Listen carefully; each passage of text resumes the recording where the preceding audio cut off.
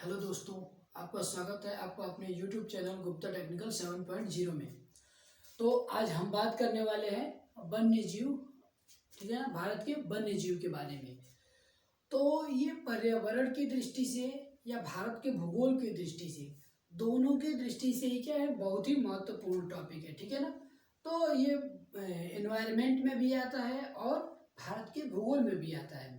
तो आप लोगों के लिए, आपको अगर नॉलेज लेना है, नॉलेज गेन करना है, ठीक है ना, तो नॉलेज की दृष्टि से, ठीक है, या फिर किसी परीक्षा की दृष्टि से, दोनों ही दृष्टि से आपके लिए उपयोगी होने वाला है, ठीक है ना। तो आज हम चालू करते हैं, अर्थात स्टार्ट करते हैं कि वन्य जीव, भारत के वन्य जीव, ठीक है ना। तो आती है कि वन्य जीव क्या होता है, ठीक है ना। तो सबसे पहले हम वन्य समझ लेते हैं, ठीक है ना। तो वन क्या होता है, ठीक है। तो मानव के बिना हस्तक्षेप या बिना सहयोग से जो पेड़ पौधे उत्पन्न होते हैं, ठीक है ना, मानव के बिना सहयोग या बिना हस्तक्षेप के जो पेड़ पौधे उत्पन्न होते हैं, अर्थात अग्रस्त बढ़ते हैं, उगते हैं, ठीक है ना, तो उसको हम वन कहते हैं, ठीक है। और उस वन में जो जीव रहते हैं उसी को कहते हैं वन्य जीव, ठीक है ना। तो हमारे भारत में विश्व का लगभग 5% वन्य जीव पाए जाते हैं, ठीक है ना। तो क्या है कि दिन प्रतिदिन जनसंख्या बढ़ती जा रही है, तो जनसंख्या बढ़ रही है तो इसके लिए हमें भूमि की आवश्यकता है। जनसंख्या बढ़ रही है तो लोगों के आवास के लिए भूमि की आवश्यकता है, जिसके लिए क्या है, जंगलों की कटाई हो रही है। जंगलों की कटाई होने के कारण जो जंगल में, वन में जो जीव हैं उनके ऊपर क्या है, एक बहुत बड़ी खतरा है, ठीक है ना। तो इस खतरा को मद्देनजर रखते हुए भारत की सरकार ने क्या है, कुछ कदम उठाए, कुछ नियम बनाए, ठीक है ना, कि उनको सुरक्षित रखा जाए, ठीक है ना। तो उसी के बारे में आज हम पढ़ने वाले हैं। आप नाम सुने होंगे राष्ट्रीय उद्यान, और राष्ट्रीय उद्यान के बारे में नाम सुने होंगे, और वन्य जीव अभ्यारण्य के बारे में नाम सुने होंगे, और जैव मंडल आरक्षित क्षेत्र के बारे में नाम सुने होंगे। तो आपको यहाँ पे एकदम बिल्कुल क्लियर हो जाएगा कि तीनों में बेसिक डिफरेंस क्या है, ठीक है ना।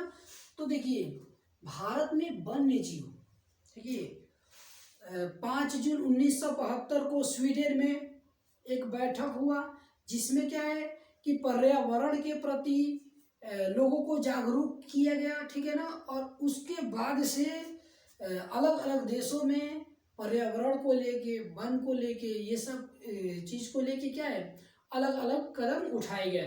तो उसी में भारत ने क्या में वन्य जीव संरक्षण अधिनियम 1972 ईस्वी में आया।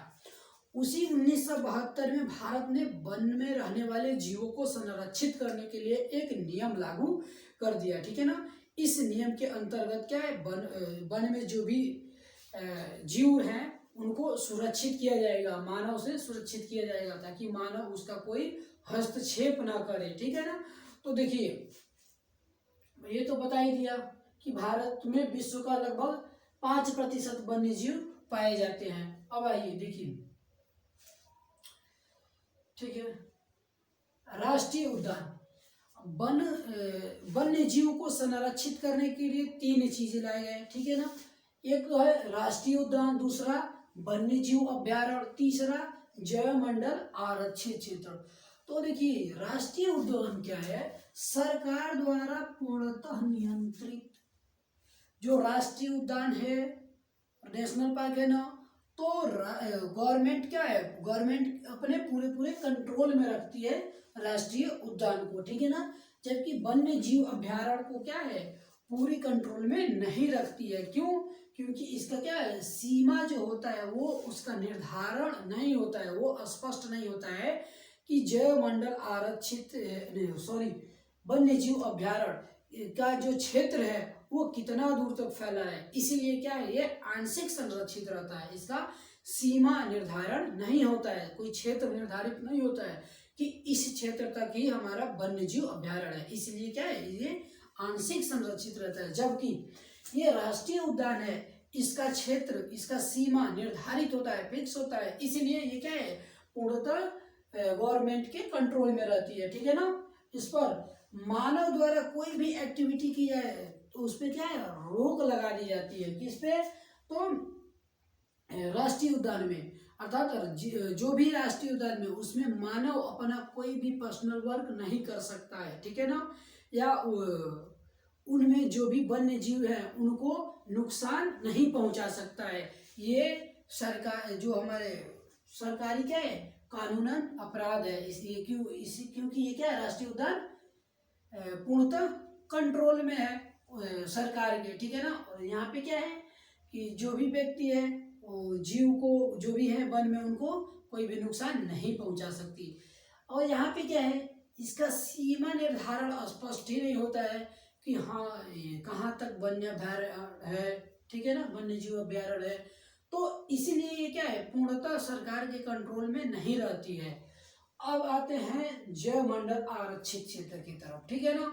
तो देखिए, जैव मंडल आरक्षित क्षेत्र में 3 जोन होते हैं, ठीक है ना। और जैव मंडल आरक्षित क्षेत्र है ना, ये अपने आप में एक पारिस्थितिकी तंत्र है, अर्थात इकोसिस्टम है, ठीक है।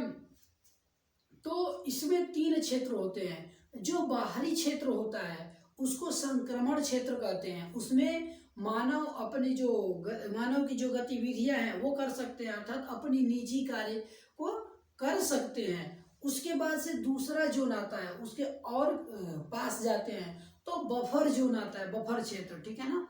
तो इसमें क्या है, बफर क्षेत्र में जो स्थानीय लोग हैं उन्हीं को जाने की अनुमति दी जाती है, ठीक है।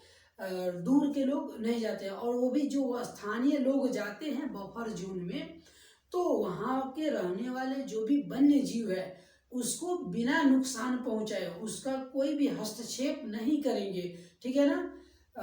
इस कंडीशन के अनुसार उसमें जा सकते हैं बफर क्षेत्र में। और बफर क्षेत्र में कोई भी मानव उसको घर बनाने की अनुमति नहीं दी जाती, अर्थात वहाँ पे स्थानीय निवास नहीं कर सकता है। लेकिन संक्रमण क्षेत्र में अपना निजी कार्य कर सकता है, अर्थात आवास बना सकता है। और तीसरा आता है, देखिए, कोण जोन, ठीक है ना। पहला तो संक्रमण जो बाहरी वाला क्षेत्र है, और उसके अंदर वाला क्षेत्र बफर क्षेत्र, और सबसे बीच वाला क्षेत्र है कोण क्षेत्र, ठीक है ना। कोण क्षेत्र में क्या है, किसी भी मानव का वहां जाना पूर्णतः वर्जित होता है, ठीक है ना। यहाँ पे मानव कोई भी एक्टिविटी नहीं कर सकता है अपनी, ठीक है ना, कोई भी गतिविधि नहीं कर सकता है। ये पूर्णतः कंट्रोल में होता है। जो पूर्ण क्षेत्र होता है ना, वो सरकार के पूर्णतः कंट्रोल में होता है। यहाँ पे कोई भी मानव नहीं जा सकता है, ठीक है ना, बिना अनुमति के। अब देखिए, कुछ इम्पोर्टेंट है नियम वगैरह आए, ठीक है, देख लेते हैं। राष्ट्रीय बाघ संरक्षण अधिनियम 1973 में राष्ट्रीय बाघ संरक्षण अधिनियम आया, ठीक है। और भारत में टोटल 50 राष्ट्रीय टाइगर रिजर्व जोन है, अर्थात बाघ संरक्षित क्षेत्र हैं, वो 50 है टोटल भारत में, ठीक है ना। और बाघ संरक्षण अधिनियम 1973 में आया। फिर 1974 में क्या है, मगरमच्छ संरक्षण अधिनियम आया, ठीक है ना। मगरमच्छों की संख्या क्या है, दिन प्रतिदिन कम होती जा रही थी, इसीलिए क्या है 1974 में सरकार ने मगरमच्छ संरक्षण अधिनियम लाया, जिसके अंतर्गत क्या है, मगरमच्छ को संरक्षित किया जाएगा, अर्थात उसको हस्तक्षेप नहीं किया जाएगा, ठीक है। तो ये आया 1974 में। अब देखिए, हाथी संरक्षण परियोजना, ये 1992 ईस्वी में आया, और इसको विरासत पशु के नाम से भी जानते हैं। हाथी है ना, भारत की एक विरासत पशु है, अर्थात इसको विरासत पशु के नाम से जानते हैं भारत की। ये कब आए, हाथी संरक्षण अधिनियम 1992 में आया, ठीक है ना। 1992 में आया कि अब हाथी को संरक्षित किया जाए, ठीक है। फिर गिद्ध संरक्षण परियोजना 2006 में आया। गिद्ध संरक्षण परियोजना 2006 में आया। क्या है, दिन प्रतिदिन क्या है, गिद्धों की संख्या कम होती जा रही थी। तो 2006 में गवर्नमेंट ने क्या है, गिद्ध संरक्षण अधिनियम लाया, जिसके अंतर्गत क्या है, गिद्धों को संरक्षित किया जाएगा, इसको नुकसान नहीं पहुंचाया जाएगा। और मुख्यतः माना जाता है कि जो गिद्ध का विनाश हुआ, अर्थात गिद्धों का जो गिद्ध है उनकी संख्या में कमी हुई, वो मुख्यतः एक डाइक्लोफेनाक नामक दवा के कारण हुई, ठीक है ना। जो क्या है, जनरली वो पशु को दिया जाता है, और वो पशु की जब मृत्यु हो जाती है तो उसकी जो मांस वगैरह है वो खा के क्या है, गिद्ध मर जाते थे, इसीलिए क्या धीरे धीरे उनकी संख्या कम हो गई थी। तो अभी क्या है, 2006 में गिद्ध संरक्षण योजना या गिद्ध संरक्षण परियोजना आ गया 1992 में, ठीक है। उसके बाद से डॉल्फिन संरक्षण, ठीक है ना, राष्ट्रीय जलीय डॉल्फिन को सुरक्षित रखने के लिए, ठीक है ना, डॉल्फिन को संरक्षित कर रखने के लिए गंगा नदी में जो डॉल्फिन है उसको संरक्षित करने के लिए 2009 में उसको जलीय जीव घोषित कर दिया गया, ठीक है ना, जिससे वह संरक्षित रह सके, ठीक है। और इसके साथ साथ 2 पॉइंट और देख लेते हैं, जैसे बर्डमैन, सलीम अली को बर्डमैन के नाम से जाना जाता है, क्योंकि ये पहली बार इन्होंने एक पक्षियों पे किताब भी लिखा है, ठीक है ना, और लोगों को क्या है, पक्षियों के प्रति प्रेम जागरूक किया था, ठीक है ना, इसलिए सलीम अली को बर्डमैन के नाम से जाना जाता है। और टाइगर मैन के नाम से कैलाश सांखला को, ठीक है ना, कैलाश सांखला को क्या है, टाइगर मैन के नाम से जाना जाता है, ठीक है।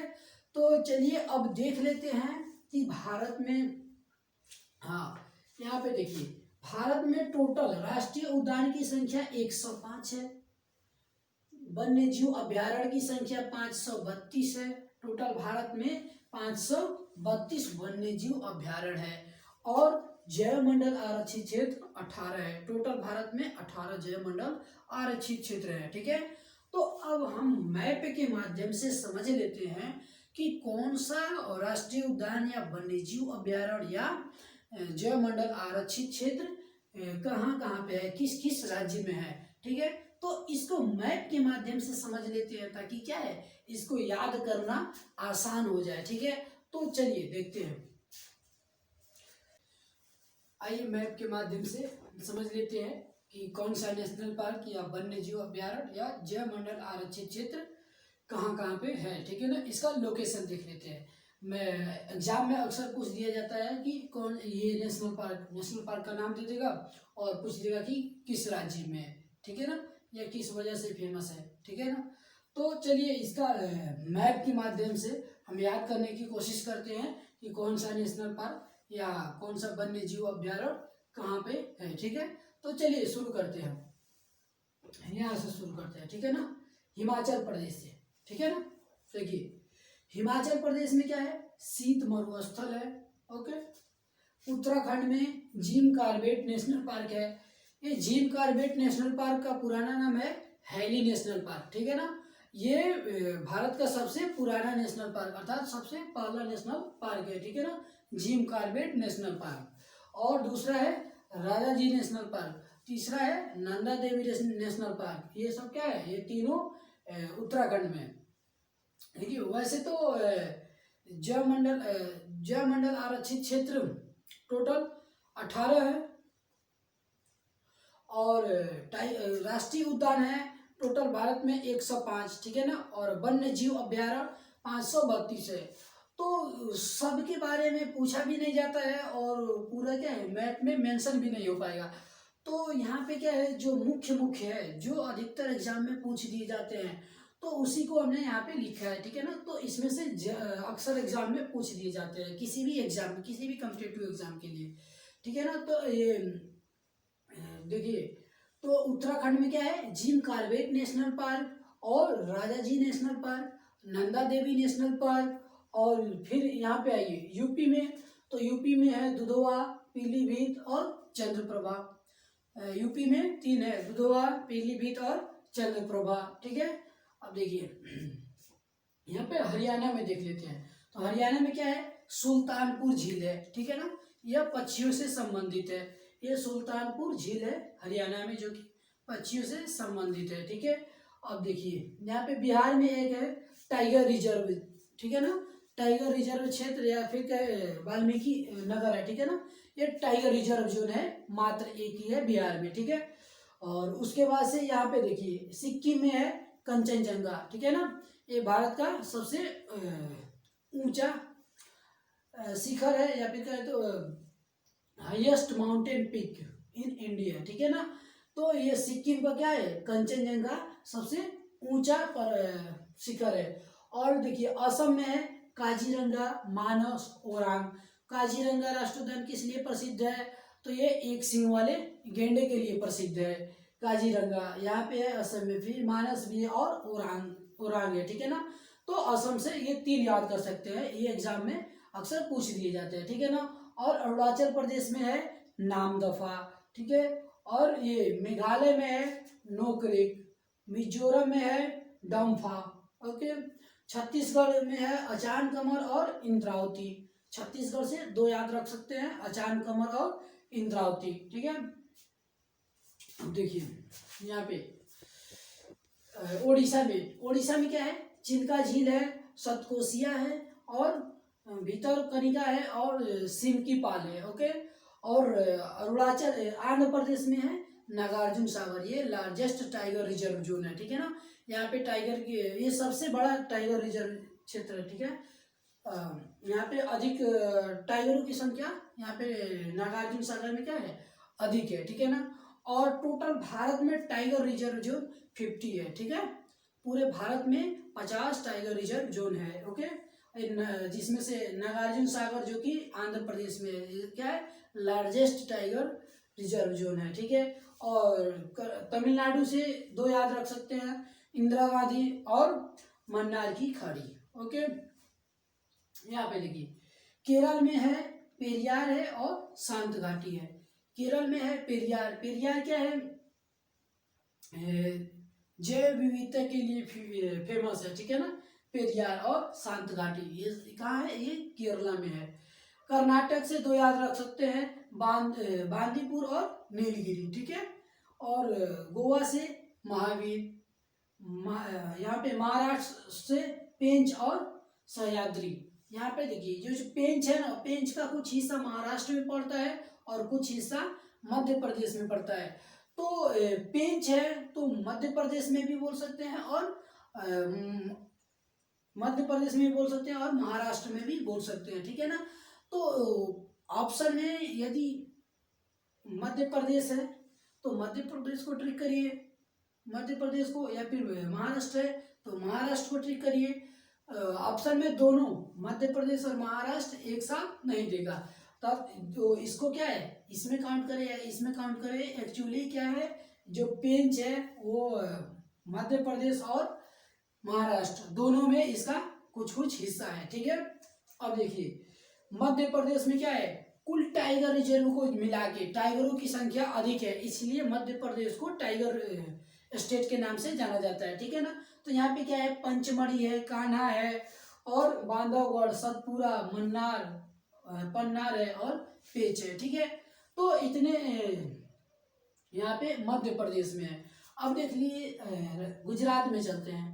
गुजरात में गिरवन है और कच्छ है। तो जो गिरवन है वो किस लिए प्रसिद्ध है, तो ये एसिटिक लाइन के लिए अर्थात एशियाई शेर के लिए प्रसिद्ध है गिरवन। और कच्छ कच्छ कच्छ का रण है, ये जंगली गधों के लिए फेमस है। और राजस्थान में घना पक्षी विहार और सरिस्का, ये क्या है, यहाँ से पक्षी से संबंधित है यहाँ पे, ठीक है, घना पक्षी विहार और सरिस्का। और देखिए जम्मू कश्मीर में आ जाइए, जम्मू कश्मीर में क्या है, हिमीस है, किश्तावर है, दाचीगमा है और सलीम अली है, ठीक है। तो ये रहा आपका मैप के माध्यम से कि कौन कौन सा जो भी है राष्ट्रीय उद्यान या जैव मंडल आरक्षित क्षेत्र या फिर कहे तो वन्य जीव अभ्यारण्य, तो इनका लोकेशन कौन किस राज्य में पड़ता है, ठीक है ना। तो ये इस मैप के माध्यम से समझने की कोशिश किए हैं। चलिए एक बार और रिवीजन कर लेते हैं, ठीक है ना। इसको 1-2 बार पढ़िएगा तो उम्मीद है कि आपको समझ में आ जाएगा और याद हो जाएगा, ठीक है ना। तो देखिए जम्मू कश्मीर में क्या है, हिमीस है, किश्तावर है, दाचीगमा है और सलीम अली है। जम्मू कश्मीर में दाचीगमा, हिमीस, किश्तावर और सलीम अली, ठीक है। अब देखिए उसके बाद से राजस्थान में घना पश्चिमी बिहार और सरिस्का है, गुजरात में गिरवन है, कच्छ है। उसके बाद आते हैं महाराष्ट्र में तो पेंच है, सह्याद्री है, ठीक है। और उसके पास ये मध्य प्रदेश में आते हैं तो पंचमढ़ी, कान्हा और बांधवगढ़, सतपुरा, पन्नार और पेंच है, ठीक है ना। यहाँ पे गोवा में आते हैं तो महावीर है, और कर्नाटका में आते हैं तो बांदीपुर है, नीलगिरी है, केरल में पेरियार है, शांत घाटी है, और यहाँ पे तमिलनाडु में इंदिरा गांधी है, और मन्नार की खाड़ी है, नागार्जुन सागर आंध्र प्रदेश में है, उड़ीसा में चिल्का झील, सतकोसिया और भितरकनिका और सिमकी-पाल है। छत्तीसगढ़ में अचान कमर, इंद्रावती, उत्तर प्रदेश में दुधवा, पीलीभीत, चंद्रप्रभा, बिहार में क्या है, Valmiki Nagar tiger reserve zone, ठीक है। और यहाँ पे आते हैं मिजोरम में डम्फा, मेघालय में नोकरेक, और यहाँ पे अरुणाचल प्रदेश में नामदफा, और असम में काजीरंगा राष्ट्रीय उद्यान, और मानस है, ओरांग है, और सिक्किम में कंचनजंगा है, ठीक है। और देखिए उत्तराखंड में राजाजी नेशनल पार्क, क्या है, जिम कार्बेट नेशनल पार्क, क्या है, हेली नेशनल पार्क, ठीक है। उसके बाद से नंदा देवी नेशनल पार्क है, और फिर हिमाचल प्रदेश में शीत का मरुस्थल है। तो इस प्रकार से मैप से समझने की कोशिश किए हैं आप। एक दो बार इसको और देखिएगा, इसको अच्छे से समझ में आ जाएगा आपको, ठीक है ना। तो उम्मीद करता हूँ कि आपको कुछ हद तक समझ में आया है।